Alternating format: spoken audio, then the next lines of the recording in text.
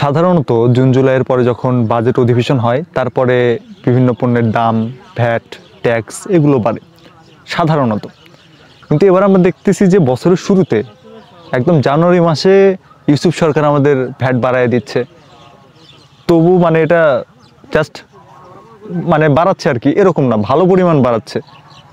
আপনি যদি ফোনে 100 টাকা তোলেন, আপনার 56 টাকা ইউসুফ সরকার কেটে নিয়ে চলে যাবে। আরও অন্যান্য বিভিন্ন গুরুত্বপূর্ণ বিভিন্ন প্রোডাক্টে, বিভিন্ন খাদ্য সামগ্রীতে 5% থেকে বাড়িয়ে সেটা 15% পর্যন্ত ভ্যাট নেওয়া হচ্ছে। আমরা কি আগেই ভালো ছিলাম? ইউসুফ সরকার এটা কেন করতেছে? হাসিনার আমলে কি ভালো ছিলাম? বা ইউসুফ সরকার, হাসিনা খারাপ মানলাম, ইউসুফ সরকারকে হাসিনার মতোই খারাপ। তারা এখন এই টাইমে বাজেট অধিবেশন নাই, কিছু নাই, হুট করে এখন কেন ভ্যাট বাড়াচ্ছে?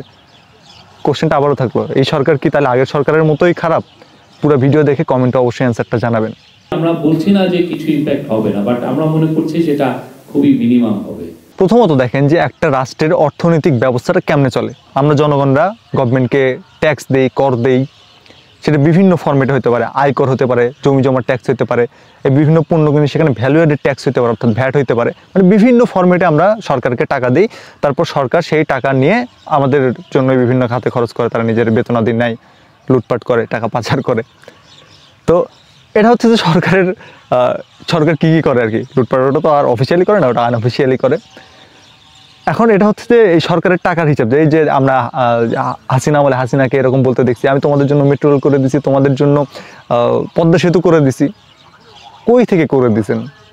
আপনি কি আপনার নিজের টাকা দিয়ে করছেন? আমাদের টাকা নিয়ে আমাদেরকে দিচ্ছেন। মানে আপনি তো এই ম্যান্ডেট নিয়ে মানে অবৈধভাবে বসছেন আর কি। কিন্তু ম্যান্ডেট তো এটা যে আমি জনগণের টাকা দিয়ে জনগণের সেবা করবো আর কি। তো আমি করছি, সরকার করছে, এরকম না, আমাদের টাকা দিয়ে তারা করতেছে আর কি। তো এটা হচ্ছে সরকারের একদম মানে অর্থনৈতিক ব্যবস্থার একদম বেসিক বোঝাপড়া আর কি।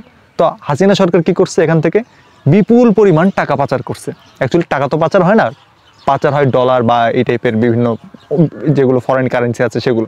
তো এটা নিয়ে আলাদা একটা ভিডিও বানানো আছে, যেমন যারা কোনো প্রবাসী ভাই যদি দেখে থাকেন তাহলে তাদের জন্য আরও ভালো করে এটা দেখা উচিত যে এই হুন্ডি দিয়ে কিন্তু টাকা পাচার হয়। আপনি হুন্ডি করতেছেন মানে সেই টাকাটা আপনি কাইন্ড অফ পাচারই হচ্ছে। কীভাবে সেটা এই ভিডিওটা দেখলে বুঝতে পারবেন যে হুন্ডির মাধ্যমে টাকা পাচার। তো আওয়ামী লীগ সরকার এরকম বহু টাকা পাচার করছে। এই বহু টাকা পাচার করছে, এই বহুটা কত? যে কেউ যদি বলে যে আমি 100 কোটি টাকা মেরে দিচ্ছি, আমি বুঝতে পারি আচ্ছা 100 কোটি, 1 কোটি তার 100 গুণ। আবার যদি কেউ বলে 1000 কোটি, 10,000 কোটি, 1 লাখ কোটি, মাথার কাজ করে না ভাই। মানে কত টাকা মেরে দিছে এটা যখন সংখ্যাটা বলে যে আপনি কত টাকা মারছেন, একের পরে বা একটা সংখ্যা লেখার পরে আপনি 30টা শূন্য দেন, দেওয়ার পর যত টাকা হয় আমি তত টাকা মেরে দিচ্ছি, আমি তত টাকা বাইরে পাচার করে ফেলছে। ওগুলো ছিল জনগণের কষ্টার্জিত টাকা, কষ্টার্জিত যেগুলো ফরেন কারেন্সি, যেগুলো রিজার্ভ ছিল, যেগুলো দিয়ে আমাদের আমদানি করতে হতো, সেগুলো গভর্নমেন্ট পাচার করে দিচ্ছে। মানে এত বড় অ্যামাউন্ট মাথায় ওটা ক্যালকুলেশনে ঢোকে না যে কীভাবে আমি ক্যালকুলেশন করব কত বড় অ্যামাউন্ট। তো এই যে তারা যে টাকা মেরে দিছে সেটা তো এখন ওই টাকা এখন আমাকে মানে ক্ষতিপূরণ তো বা ওই টাকার যে আফটার ইফেক্ট সেগুলো তো আমার জনগণের উপরই পড়বে না। আপনি এখন এই যে আগামী কয়েক বছরেও আরও অনেক বাজে কিছু ঘটবে আমাদের দেশে, যার জন্য দায়ী থাকবে হাসিনা সরকারই, হাসিনাই দায়ী থাকবে। কিন্তু পার্টিকুলারলি জনগণ হয়তো এত না ভেবে হয়তো সরাসরি দোষ দেবে হচ্ছে মানে যে সময়ের অবস্থা সেই সময় সরকার। এখন আমরা বলবো ইউসুফ সরকারের দোষ, যদি পরবর্তীতে বিএনপি সরকার আছে বিএনপি সরকারের দোষ। কিন্তু এরকম আফটার ইফেক্টগুলো আমাদের অনেক দিন ভোগাবে আর কি, এত টাকা চলে গেছে। এরপরে হাসিনা সরকার তো তার নিজের সরকারের আমলেই মানে বৈদেশিক একটা অর্থের সংকটে পড়ছে, যে এত টাকা তিনি তার নেতা কর্মী, একদম মাঠ পর্যায়ের কর্মী বা মাঠ পর্যায়ের নেতা পর্যন্ত যত টাকা পাচার করছে সেইগুলো সাফারিংস তো মানে তার আমল থেকেই শুরু হয়েছে। কারণ কি দেখেন, মানে একটা উদাহরণ দিলে বুঝবেন যে IMF-এর কাছ থেকে হাসিনা আমলে লোন নিতে হয়েছে। IMF একটা বৈশ্বিক একটা মাতব্য ঋণ দেওয়ার জন্য, তারা ঋণ দেওয়ার পরে বলবে যে আচ্ছা আমি তোমাকে দেখি যে আমি আগে টেস্ট করবো যে দেখি তুমি এই ঋণটা পরিশোধ করতে পারবা কিনা, এটা আমি ক্যালকুলেশন করবো, বা ঋণ দেওয়ার পরে তোমাকে কিছু শর্ত দিব। শর্ত একটা কি হতে পারে যে তুমি আমাকে এত টাকা সুদ দিবা, এত % সুদ দিবা, সেটা তো থাকবেই। তারপরেও কি যে না তোমার ভর্তুকি কমাইতে হবে, জিনিসপত্রের দাম বাড়াইতে হবে, কর বেশি করে নিতে হবে, এরকম বিভিন্ন শর্ত তারা দিয়ে থাকে। তারপর বলে তুমি যদি শর্তে মানে গভর্নমেন্টকে বলবে তুমি যদি শর্তে রাজি থাকো তাহলে আমি তোমাকে লোনটা দিই। তো এখন বাংলাদেশের আর কোনো উপায় ছিল না, তারা ওই IMF এর শর্ত মেনে নিয়ে, মানে হাসিনা সরকার শর্ত মেনে নিয়ে IMF এর লোন নিতে বাধ্য হয়েছে। আবার IMF এর আরেকটা মাতাব্বরি দিক কেউ, আর যত মাতাব্বর আছে ধরেন যেমন বিশ্ব ব্যাংক, তারা দেখে যে IMF কাউকে লোন দিচ্ছে কিনা তার উপর ডিপেন্ড করে তারা ডিসিশন নেয় যে, বা তারা তখন ভাবে IMF লোন দিচ্ছে, তাকে চাইলে ওই লোনটা দেওয়া যায়, মানে তারা IMF কে একটা গুরু মানে আর কি। তো হাসিনা সরকার যদি উৎখাত নাও হইতো, তাও আজকে এই অবস্থাটা সৃষ্টি হইতো যে IMF এর লোনের কারণে তাদের প্রেসক্রিপশন বলেন, তারা বলতেছে এইভাবে গভর্নমেন্ট চালাতে হবে, এইভাবে আপনি ট্যাক্স নিতে হবে, এইভাবে ভর্তুকি কমাইতে হবে, তখন গভর্নমেন্ট সেটা করতে বাধ্য হচ্ছে। কারণ ওই হাসিনা সরকার এত টাকা লুটপাট করে নিয়ে চলে গেছে, সেগুলো সাফারিংস তো আমাদেরকে পোহাইতে হবে, তাই না? তার মানে কি আমি বলতে চাচ্ছি যে ইউসুফ সরকার বাধ্য হয়ে এটা করতেছে, ইউসুফ সরকার যেটা করতেছে আসলে তার দায় নাই বা তার কোনো দোষ নাই? না, এটা মোটেই না। ইউসুফ সরকারের এখানে বড়সড় একটা দোষ আছে। আমাদের দেশের একটা অর্থনীতি একটা ঝামেলার কথা বলি, সেটা হচ্ছে যে ট্যাক্স আর জিডিপির একটা রেশিও, যে আপনার যত টাকার জিডিপি আসে সেখানে তার কত পার্সেন্ট আপনার সরাসরি ট্যাক্স থেকে আসে। ট্যাক্স বলতে বোঝাচ্ছি যে আপনার ধরেন আয়কর, জমির কর বা আপনার ব্যবসায়িক বিভিন্ন প্রতিষ্ঠানের কর, এগুলোর কথা বলতেছি। পুরো জিডিপির এটা আছে মোটামুটি 7%-এর মতো। যেগুলো উন্নত বিষয় আছে সেগুলোতে কত আসেন জানেন? 40%-এর বেশি আসে। আর বাংলাদেশে সেটা আছে মাত্র 60%। মানে এই রেশিওটা অনেক লো।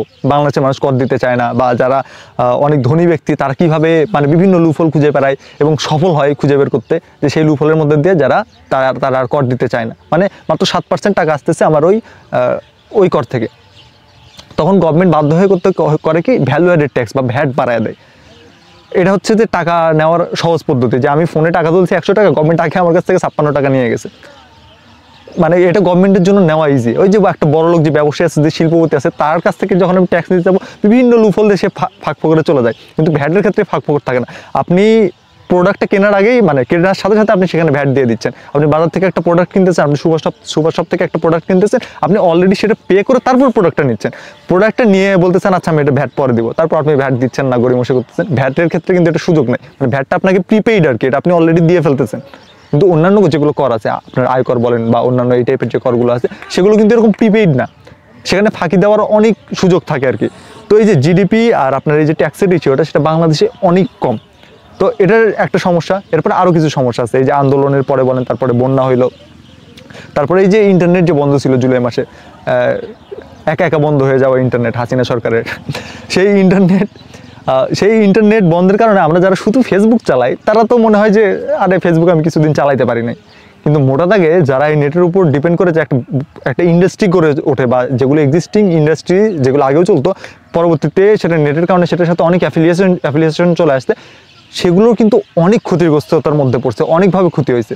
এগুলো কিন্তু আমরা যারা শুধু ফেসবুক চালাই তারা ওইভাবে বুঝি না। মানে এখানে একটা বড় একটা অর্থনৈতিক ধাক্কা ছিল, আন্দোলনের ধাক্কা, নেট অফ করার ধাক্কা, তারপরে আবার হাসিনা পালানোর পরপর আবার একটা বন্যা হলো, আকস্মিক একটা বন্যা হলো কুমিল্লা, নোয়াখালী, ফেনী অঞ্চলে, সেটার একটা ধাক্কা। তো এগুলো সব দিয়ে অর্থনীতি বেশ একটা স্থবির পরিস্থিতিতে চলে আসছে।